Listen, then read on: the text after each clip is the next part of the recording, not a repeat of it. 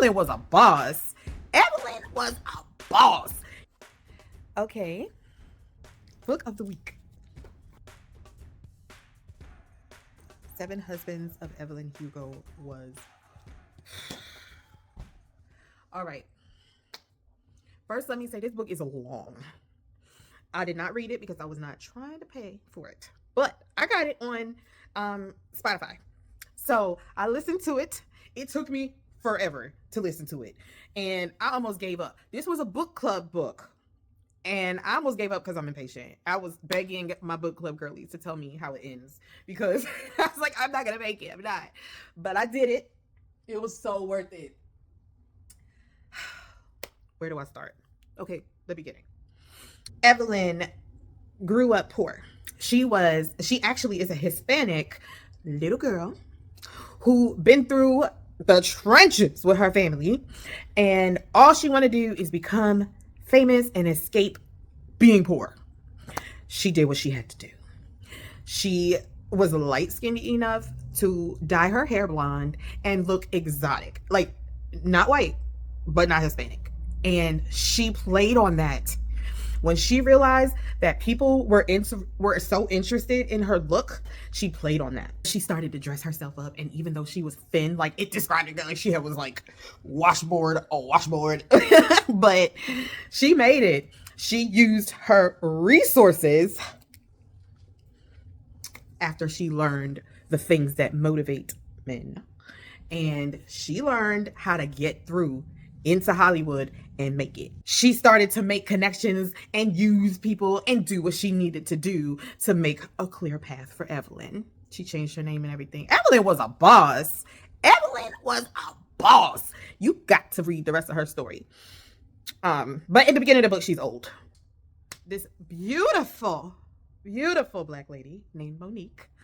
She is a journalist, and she's kind of struggling in her job. She's not really getting to where she wants to be. She's got other things going on. She's been divorced, her parents, whatever, all the stuff with Monique. And she's looking for a piece that's going to help her elevate. Then she gets a call from her boss. Her boss says, hey, Evelyn Hugo, who is like Madonna or Beyonce, like whoever you think is top tier, okay, I don't really know stars. She's them. So she, Evelyn Hugo, all of her life, she has been private. So the stuff that the public knows has all been basically speculation. She's old and she's probably going to die soon. She contacts them and she says, hey, I'm going to give y'all a little piece of something. I want Monique to do this interview, and I'm going to let y'all see the dresses that I'm going to wear at this award show thing and whatever. So Monique is like, okay, wow, me? This could be it. This really could be it. So she meets with Evelyn, and Evelyn drops a bomb on her. Evelyn says, look, I know I said I wanted to do an interview about this dress, but we could do that. But what I really want, Monique, is for you to write my story, my whole life story, exclusive to you, and you can sell it after I die. You're going to be a millionaire because nobody has my story. And Monique, with all her integrity and values, she feels like she needs to tell her boss about this because she feels like it's in conflict with her job, and she's scared to lose her job over writing this book. I would not be scared to lose my job. Hello. This lady is telling me, sit here and write this book and you're more likely going to be a millionaire. Let me get my notepad. So anyway, she's dealing with that, and it's very interesting how she deals with it.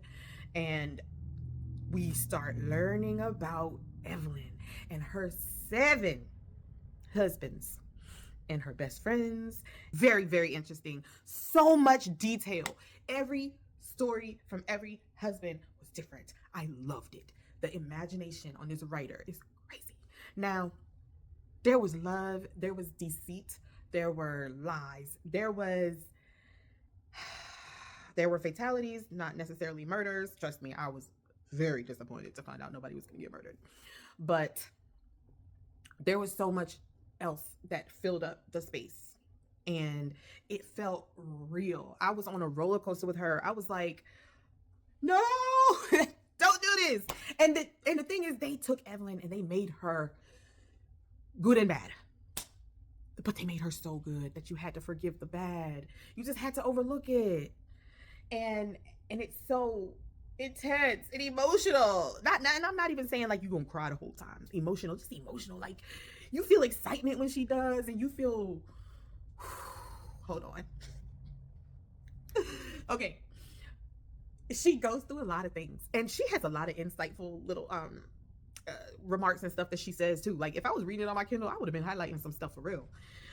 Real wisdom up in that book for dealing with relationships, not just marriages and not just spouses and stuff, like friendships and everything. Her story was off. Can I still say off the chain? Or was it 6-7? But I loved it. It was really the end. The end. She craftily put the beginning of the end is somewhere in the middle and the beginning of the book, and you didn't even realize you were building up to it.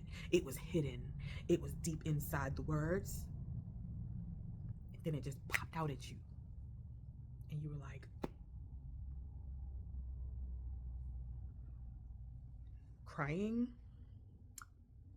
happy tears, sad tears, angry tears, surprise tears. It was a lot. It was a lot. I had to recover. I had to wait a whole day before I started another book because I kept thinking back at the scenarios and like, oh, that's why. Oh, that's why.